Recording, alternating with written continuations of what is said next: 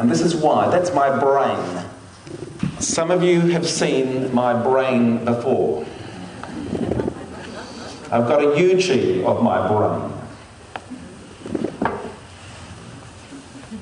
And I put this on because it's such an important thing. This is a brain. And this great big cord is a nerve. And the point I'm making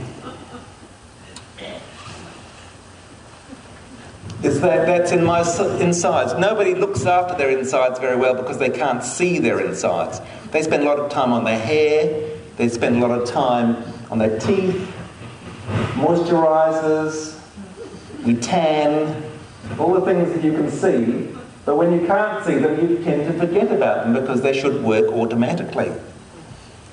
They only work automatically because your brain is connected to your gut. And that's pretty important because every single cell in your body is connected to your brain through nerves. Isn't that amazing? They're also connected by hormones and peptides. Your body is an amazing piece of machinery. And unfortunately, gluten affects it. And when you get that disconnect and your brain isn't connected to your tummy anymore, guess what happens? You get reflux, diarrhea, bloating, constipation, abdominal pain.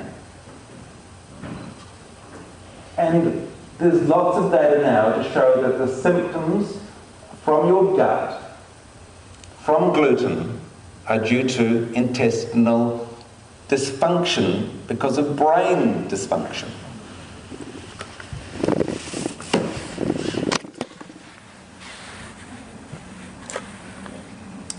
I stole these from my waiting room. I've got lots of toys.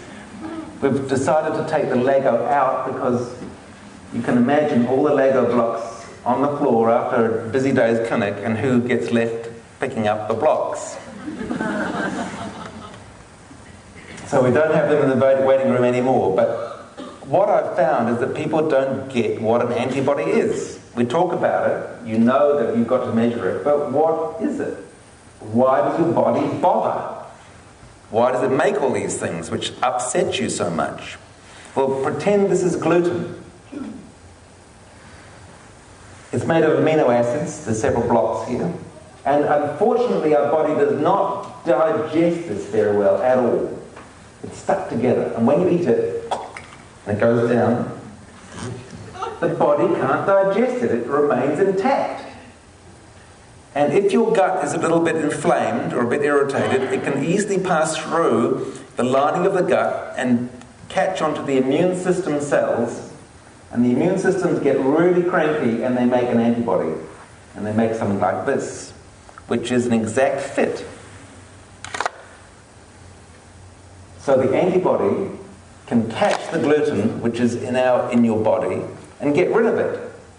But your body's got a problem. What are you going to do with this stuff now? You shouldn't have it in the first place. Well, it can put it in the brain or in the skin to make it itchy, in the gut, you can poo it out. You can get rid of it somehow, but lots of it stays in you in an immune complex. And the scary thing is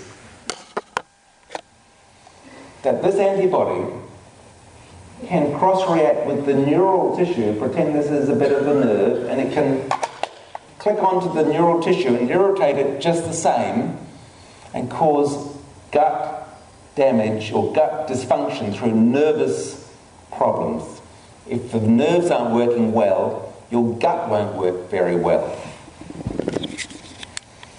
And the gut is fed by a network of the autonomic nervous system, which makes things go automatically. I don't think we'll pick on anybody. Where are you, David? I need someone to blush. Okay, well, we don't actually, we can just pretend. We can do a sort of pretend blush. Okay. So, okay, everybody with me? Okay, we're going to blush, okay. And we hear it, we feel it coming on, and we feel that sort of hot feeling, and then the tide of red crimson red comes right up and we begin to have a prickly forehead. Remember that? And it's all sweaty and horrible and we hope no one's looking. And then we don't know what to do. We don't know whether to look embarrassed or pretend we're not embarrassed. And then eventually that disappears and then we can breathe again and we look around and no one, I don't think anyone's noticed. I don't think I'll say anything. That was automatic. I couldn't start it. I couldn't stop it. I had to let it go on its own way. Well, that's what the autonomic nervous system does. And when you eat food,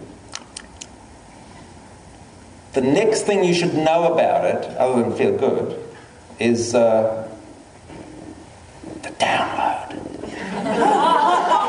That's the only sensations you should know about in your gut.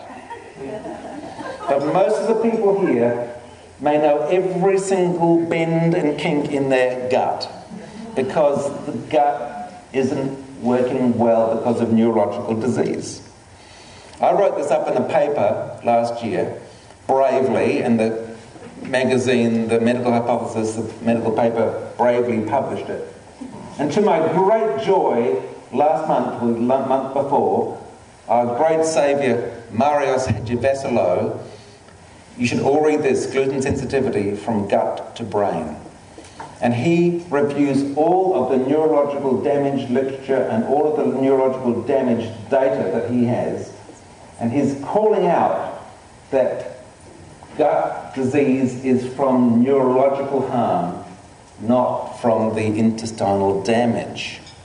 And these are the symptoms that you can get from brain and nerve damage from gluten. Read the paper. And this is what he says. He calls out to you to improve diagnostic rates. The perception of physicians that gluten sensitivity is solely a disease of the gut must be changed. This is a horrific slide of all the sorts of things that can happen. And I've talked to people who think that the Middle East wars are due to gluten sensitivity and celiac disease and people shooting each other because they're so angry. And that if we put everybody gluten-free. So if we went Gluten-Free Planet, we would have peace. How good's that?